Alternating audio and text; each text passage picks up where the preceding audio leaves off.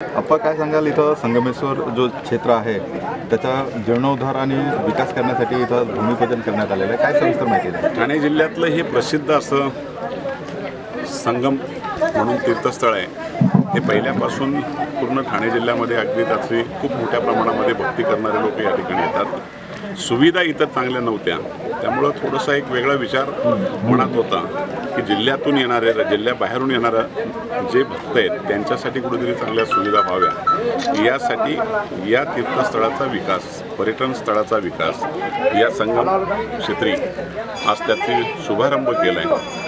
साधारण 35 कोटी रुपयाचा आराखडा पूर्ण तयार झाला आहे. त्याच्यामध्ये 10 कोटी रुपयाच्या निविदा झाल्या आणि 25 कोटीच्या निविदाच्या स्तरावर आहेत. त्याहीपेक्षा हा अजूनही विस्तृतपणे वन विभागाच्या जागेचा पण प्रस्ताव केलेला आहे आणि वन विभागाच्या जागा संपूर्ण ताब्यात मिळाल्यानंतर राज्याच्या मुख्यमंत्र्यांनी सुद्धा मागच्या आठवड्यामध्ये घोषणा केली. त्यांच्याकडे मी 75 कोटीचा प्रस्ताव दिलेला आहे. तो 75 कोटीला सुद्धा मान्यता मिळेल आणि एक वैभव असं तयार होईल. तुम्हाला त्याचं आता मी प्रेझेंटेशन दाखवतो आणि खूप चांगलं घेतलेलं आहे.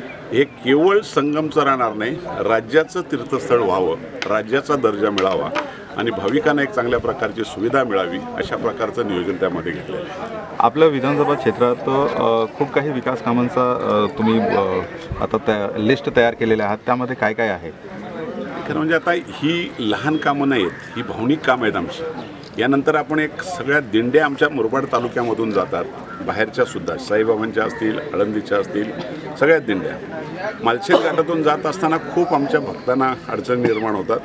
त्या ठिकाणी आपण 25 कोटी रुपये देऊन एक भक्तनिवास तिथं उभं करतो आहे आणि त्या सगळ्या दिंड्या जेवढ्या जातील त्यांना चहा, नाश्ता, जेवण संपूर्ण मुरबाड तालुक्याच्या वतीने दिलं जाईल आणि त्या भक्तांची सुद्धा एक चांगली व्यवस्था करण्याचा प्रयत्न करतो. त्याचबरोबर मालशेज घाटाचं सुद्धा काचेचा स्कायवॉक, विंग गॅलरी 366 कोटीला त्याला मान्यता मिळाली आणि वन विभागाने सुद्धा त्याला 10 हेक्टर जागा मंजूर केली. त्यामुळे मुरबाड हे केवळ ठाणे जिल्ह्याच्या नकाशावर नसावा, महाराष्ट्राच्या नसावा, देशाच्या नसावा, जगाच्या नकाशावर यावा, हा एक खरा आशीर्वाद आजच्या मागतो.